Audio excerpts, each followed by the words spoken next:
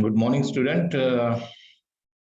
Myself, Dr. Rahul Netragaonkar, and today we'll be talking about socio-cultural assessment and its effect on health. Okay, so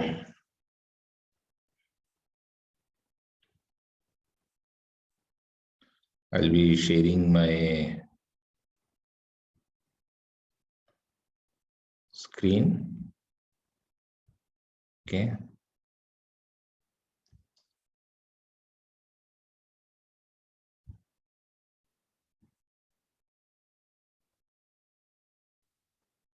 Okay. So, socio-cultural assessment, it is much more required in public health than anything else, because sociocultural aspects and sociocultural factors are those factors which directly and indirectly affects the health and well-being of a person. Okay, so to do the assessment, we have some tools. Socioeconomic stratification, we call that, and it is the process by which individuals and groups are ranked in a more or less enduring hierarchy of status. So there are various, socioeconomic groups, socioeconomic classifications according to which human beings unfortunately are ranked in ascending or descending orders.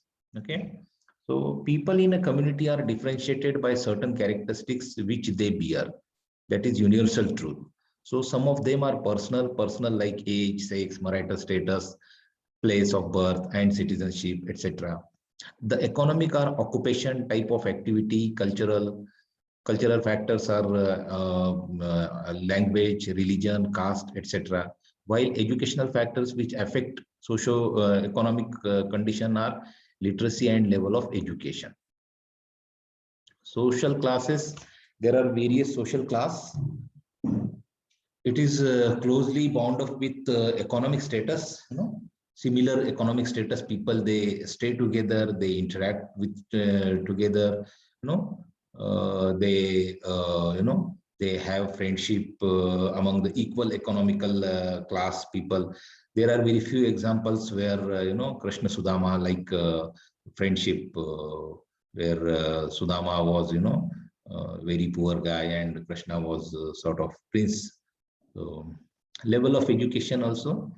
So often people in our countries, they say that one should have friends with who are more educated than ourselves. So that is because everyone wants to get wiser and wiser in life. So they want friends with higher education. Way of life.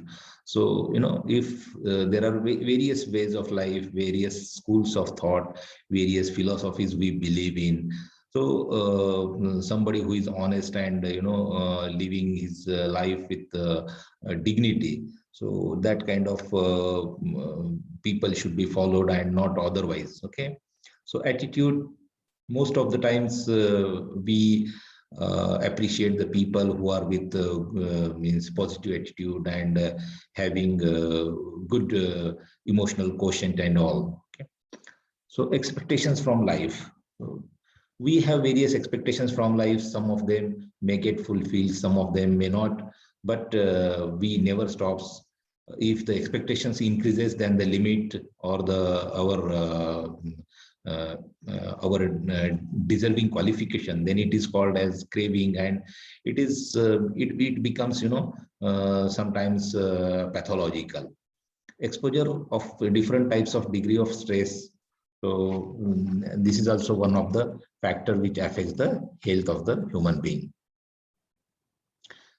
So what is the definition of social class? Social class defines people within their communities. It is linked to how much access they have to resources, information and influence, economic status, level of education, ways of life, attitude and expectations, and exposure to different types of degree of stress. So this is all together have a concentrated effect on health of the mankind. Okay. So if we go into the history, we'll find that different classification, our in our country, we have caste system. We have different caste depends upon the occupation and all. So based on personal characteristics, age, sex, marital status, place of birth, and citizenship, economic characteristics, wealth, occupation, power, prestige, we have our classes defined, like cultural characteristics, language, Telugu speaking people, they will be having Telugu groups, religion, different religions people, they stay together, they stay in ghettos, different caste peoples, they interact with each other, and they prefer to live together. So that kind of means natural groups they form, and they enjoy their company. Educational characteristics, literacy, level of education, etc. Similarly, occupational classifications, they are also commonly used, and they shows consistent association with health status. So if somebody is doing IT job, so he will be having a different set of health problems. And somebody who is working as an agricultural labor, he will be having different set of health problems, like snake bite, scorpion sting, like means diarrhea, dysentery. That kind of problems will be more common in rural area. And somebody who is sitting for the whole day in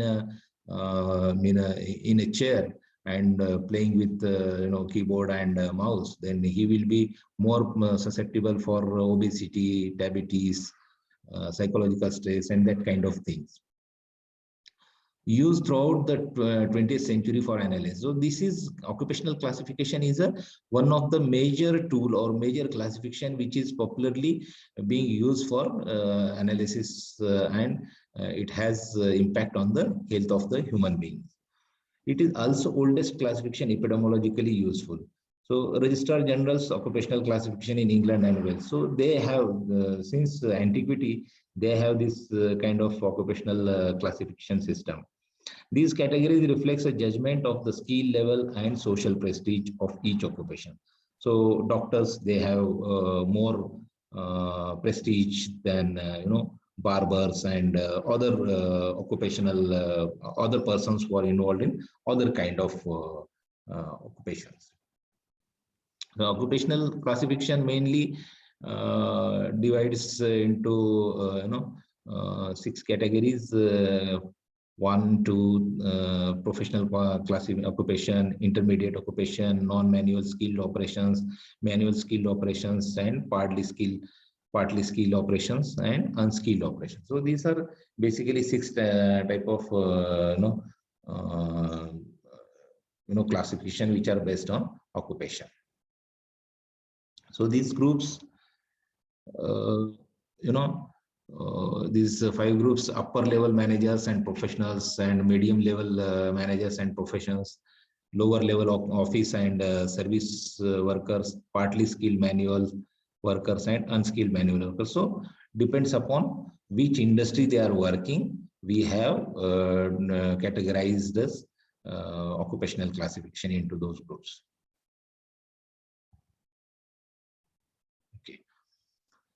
So there are certain limitations of this occupational classification.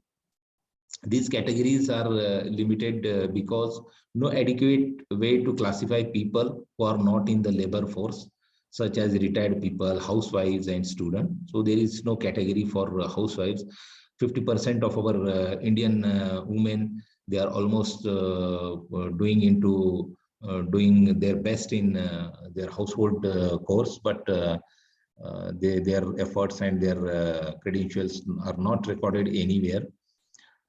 Even students, they have their stress, and they have their own problems which affects their health, but they are also not included in occupational classification. The status of occupation changes with economic development, complicating comparisons across times and across cultures. So if somebody gets promotion and goes at higher level, so the salary will be increased, the living style will be increased, the lifestyle of the entire family improves, and there the health problems also will get improve or worsen according to the lifestyle. Occupation shares a limitation with income in that reverse casualty may occur, whereby occupational status or income may be influenced by the level of health. Okay, so heterogeneous grouping, people differ not only occupationally but also with the respect of individual status and family background. So means they don't mix up with each other. They want to be mixed up with homogeneous group. Occupational mobility, when people changes their occupation, they move from one place to another. Say for example, in during lockdown, a lot of out migration from Mumbai and cities like Ahmedabad, Delhi took place because the force came in search of occupation and labor to these metropolitan cities. And once the lockdown was announced, so they did not get job, and they did not get daily wages for their day-to-day survival. So they went back. Women, differences in classifying women alongside men. So in our country now also we have different wages for female and male. So that is which is something not good now, because by the constitution, women and men are equal, and they are equally doing their best in every sector of every walk of life. But still daily wages, if you look into that, there is much difference between them. What are other measures of social differentiation? The differentiation is on the basis of education. So literate, illiterate, middle class, high school, professional. So still we categorize people on that basis, and their entire set of their health, spectrum of their health, it is depend upon the education. It is said that education mere is responsible for the development and decrease in the infectious disease number in the country as well as world. So the second factor is income, where we can comment on means income itself. Once if somebody increases or somebody earns a lot of more money, then it will become they will become means rich for their family, and they will satisfy their needs with that money. But at the same time, they will get diseases like diabetes, hypertension, and other lifestyle diseases. On the contrary, earlier they used to get diseases like diarrhea, dysentery, which are very poor, attributed to the poverty and all. So purchasing power also, income increases purchasing power, and people they earlier which they cannot afford the things, now they go for purchasing that, and so that's why there is a lot of obesity is going on in the children of well-to-do or affluent families. Religion also one of the factor which is important in socio-economic and socio-cultural assessment, because according to ancient scriptures, some religions are considered better and some religions are not considered better. So that kind of thing, that kind of dilemma is always there. Although no religion is better, no religion is, but it is that kind of deep-rooted notions are still there. Rural and urban, there is a huge difference between health infrastructure and other facilities in a rural area as compared to the urban area. So there is a huge difference. As far as education is concerned, the advantage, simplicity and universality. Educational level can be recorded for all adults, whether working or not, less likely than occupation or income to be influenced by health. Disadvantages, it is generally finished in early adulthood and may no longer reflect person's status in the later years. Care must also be taken when drawing comparisons of educational levels across generations, since educational attainment changes from generation to generation. Income, income or wealth are also frequently used as indicator of social class and hold. Advantage is sensitivity to variation in a person's status over time. And the major disadvantage is wealth is not simple to record. However, data on income must be supplemented by information on the number of people supported by the income and on other assets such as saving and property. So in your family study, you are supposed to ask, inquire about the income of the entire family. So there are 4 or 5 people in the family and everyone is doing some job or something. So simply asking how much you earn, what is your salary to the head of the family will not be sufficient. So you have to ask the income by all means. Income by all means by agriculture, by if wife is doing some, home tuition or something, some other brother is doing some business. So by all, by all sources, whatever income is generated and accumulated at the household, that has to be considered. And at the same time, if any addictions, any amount spent on addictions, any amount spent on expenses on health and other things, that also should be taken into consideration. Reluctance to talk about income truthfully. So people in our country, at least, they won't tell you the real income at first instance. So you have to be very tactful. You have to ask indirectly about their agriculture, how much they, how much production they got last year, how much cane sugar, sugar cane, how much, cotton and all these things. So it is a bit tactful. So you have to be very tricky between getting this information. So poverty line is something, is a major criteria in our country to get various schemes and various economic as well as health, because in various hospitals there is free treatment available for below poverty line people. And what is this poverty line? Let us talk about this. Norms of 2400 calories per capita per day for rural areas and 2100 per capita per day for urban areas. So it is depends upon the calorie consumption. So if somebody is eating more than 2100 kilocalorie in say urban area, so he is above the poverty line area. Okay. So the official definition of the poverty line assumed that you spend all your money on food. Okay. The other definition is poverty line are esteemed primarily using consumption expenditure data collected by the National Sample Survey Organization NSSO. At present, the poverty line stands at rupees 368 and rupees 559 per person per month for rural and urban area, just about enough to buy 650 grams of food grains every day. In other words, for Western definition is, if the person is earning $1 per day, it is called as the person is called as below the poverty line. So 26% of people in our country falls below the poverty line, 1999 to 2000, compared to 36% in 1999 to 94 to 95.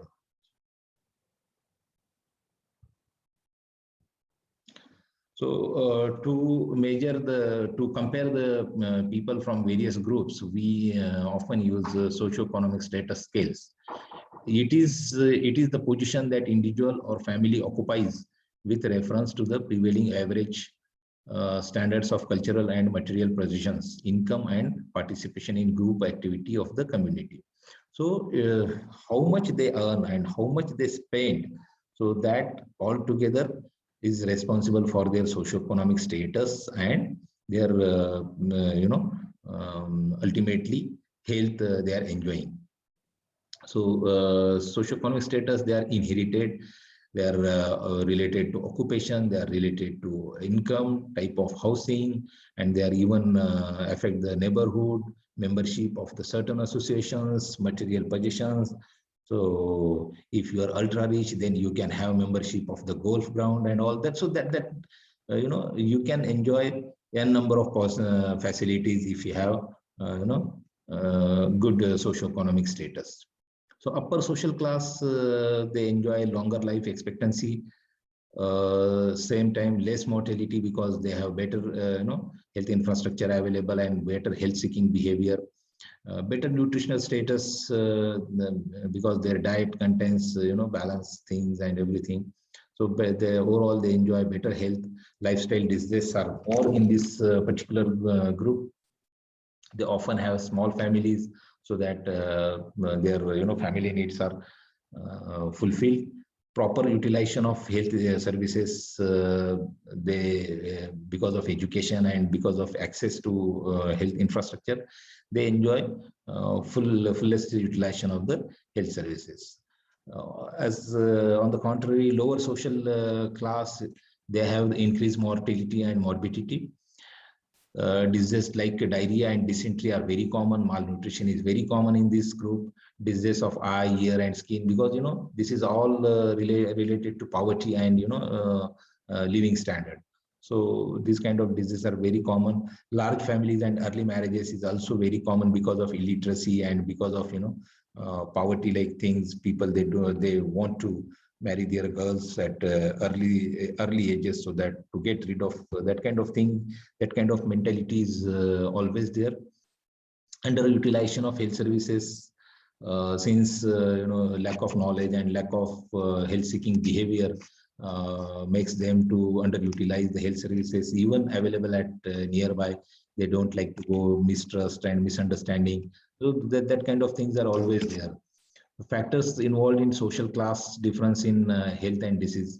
So apart from their social class, physical environment also impact their health and surroundings. Differences in services provided, material service resources, genetic endowment, and educational status. So sometimes poor people, they are like they are living for centuries with low quality food and low quality of living standard. So it also hamper their genetic endowment, and the telomere length is reduced, and ultimately it affects their longevity and living standard also. So there are methods of social classification. There are various methods, but the prominent one are BG Prasad classification, and another one is Kupa Prasad classification. According to BG Prasad classification, based on per capita income of the family, so social class 1, 2, 3, 4, 5, and the per capita income is the class 1 is considered as, because when this social classification was taken, it was considered as baseline as 100, and for class 2 50 to 99, class 3 for 30 to 49, and class 4 15 to 29 rupees per capita per month, and class 5 less than 15 rupees. Now this BG Prasad classification has been modified to current consumer price index, because that was somewhere devised in 1960 or 60 or 70. So because of repeated devaluation of rupees, now earlier you must have heard that gold once upon a time was 120 rupees per 10 grams. So that kind of thing. Now 110, 120 rupees is nothing. You cannot buy a pizza out of that 120 rupees. Like, so to update the value of rupees using the correction factor, All India Consumer Price Index into 4.93 into multiplication factor divided by 100. So if you multiply this with the baseline values, you can get the current price index. So current price index set for 2019 January is, so if the family earns more than 7,008 rupees and above, it will be considered as upper class. 3,504 to 7,007 upper middle class, and 2,102 to 3,503 middle class, while 1,051 to 2,101 lower middle class, and below 1,050 it is considered as the lower class. Okay.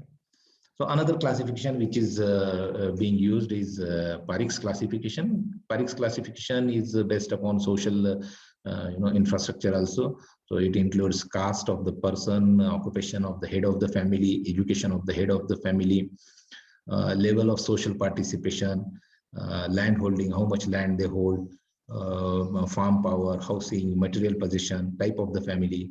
So it is often said that means in India, caste, which is something we cannot leave it from their background, or they strike out from their day-to-day life. So even if somebody is earning much money and everything, but if he or she belongs to some specific caste, then he may get the hit of caste discrimination or something like that. So in Parikh's classification, caste is also one of the important component. The third one is Kuppuswamy classification. It is mainly based upon education, income, and occupation. So we'll go into detail. This Kuppuswamy classification is also modified and arranged in terms of scores. So first one is education. One professional degree or honors MA and above, the score given is 7. BA or BSc degree, it is 6. Intermediate or post high school, 5. High school certificate, 4. Middle school certificate, 3. Primary school certificate is 2, and illiterate, 1. For occupation, professional, the score is given is 10. Semi-professional, 6. Clerical and shop owner, farm owners, 5. Skilled worker, 4. Semi-skilled worker, 3. Unskilled worker, 2. And unemployed, 1. Similarly, for income, the score given is above 4,800, it is 12. Between 2,400 to 4,799, it is 10. Between 1,800 to 2,399, it is 6. Between 1,200 to 1,700, it is 4. Between 720 to 1,199, it is 3. Between 240 to 719, it is 2. And below 240, it is 1. So if you one can find that in which category the family falls in, and accordingly the score is counted and the classification is done. So total score A plus B plus C is equal to, if the total score falls 26 to 29, the family falls into upper categories, 16 to 25 upper middle, 11 to 15 lower middle, and 5 to 10 upper lower. Below 5, it comes under lower class. So as I said, social class and health, they are interlinked often because certain diseases are very common in certain class. Poor people, they suffer ascariasis and diarrheal disease, tuberculosis, that kind of things, while affluent classes, rich people, they have diseases like cancer, they have diseases like COPD and other kind of lifestyle diseases. So health is a state of complete physical, mental, and social well-being, and not merely the absence of disease or infirmity, as the WHO says. So if we are having something good, then we compromise the another side. So the physical health, if it is good in rich people, they have their psychological health compromise or mental health, and so this is all balance and sort of perfect harmony. Those in upper class live longer and are healthier while doing so. Those in lower class diet, younger age, and considerably less healthy over the entire life course. So numerous studies have found that gradient exists between the social class continuum, which increasingly higher class position, health improves, and with descending class position, health deteriorates. Okay, there is an emerging consensus that the social class is a fundamental determinant of population of health. Okay. So life expectancy is also depends upon social classes. People in lower social classes biologically older than those in higher classes, according to the research. 7-year difference of the life expectancy in upper socioeconomic status and lower socioeconomic status. Not only does social class affect health and age-related diseases, but seems to have an impact on the aging process itself. So probable explanation, telomere length corresponded to their social class. Stress may have biological impact on the body, making cells divide more quickly and reducing the telomere length. Telomere length is used by some scientists as an indicator of biological age. So this is a diagram of telomere. So mortality rate also, you can find the countries which are backward and socioeconomic, backward in the sense socioeconomic status. So they are having more diseases like HIV and malaria, this cardiovascular disease, cancers, and all those kind of things. Infant mortality rate, everything is more in sub-Saharan countries, Southeast Asian countries. On the contrary, countries like Middle East and America, Europe, they are having less burden of this kind of disease. So widening gap in infant mortality, you can find, in 2003, the infant mortality rate was 3. As the subsequent improvement in health and economics and everything, so we are able to reduce the infant mortality rate. So there is also a narrowing gap of lifestyle diseases between poor and urban families, urban people, coronary heart disease, hypertension, diabetes mellitus, breast cancer, high incidence of social classes. Now you can find in poor people also, poor socioeconomic status also, disease in skin, eyes, ears, diarrhea, dysentery, high incidence of the lower social class disease are now also common in upper categories also. Which are the factors involved in social and social class differences in health and disease? You will find these factors involved at workplace. It is not so much social class per se that influence health, but characteristics associated with the class. Okay, it is not the social class itself, but the level of education, the occupation in which you are involved. So they actually causes the they are responsible for the disease. There are several factors through which class or socioeconomic position may influence health. So health hazards like exposure to hazardous substances or processes in the workplace, hazardous work exposures and heavy physical job demands, often present in lower level service and manual groups while being almost non-existent in managerial and professional class groups, Johnson and Hall. This is given by them. So the managerial and professional class tends to have high psychological job demands, high level of work control, very low level of physical demands, low level of hazardous exposure. They work longer work hours. Their job requires considerable flexibility. Working class job, by contrast, have much less control, are more routine, fewer psychological job demands, and considerably more monotony is there. Have much higher physical demands and more hazardous exposure. High demands of effort coupled with low rewards. Other factors are physical environment, housing, water, clean air, overcrowding due to larger family size, consumption patterns, unhealthy food, cigarettes, alcohol, and illicit drug uses. Access to medical care and services when needed is not there for the poor people. Education also facilitated access to information that can benefit health. More educated people are better able to communicate with their physician and interact with the healthcare system, while make informed choices among treatment options. Attitude, higher social status is associated with attitude such as positive self-esteem and sense of being control of one's life. Such a feeling are difficult to maintain when a person is unemployed. Economic deprivation is very common in low income groups. So economy is also one of the factors which affects the health and social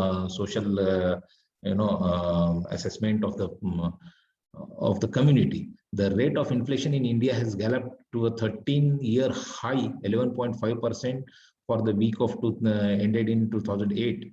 This has been caused mainly by the increase in fuel prices and its cascading effect on all food commodities and other manufactured items such as consumer durable goods and steels. It has further increased in 2021 also.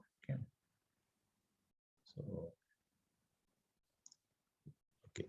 So thank you so much.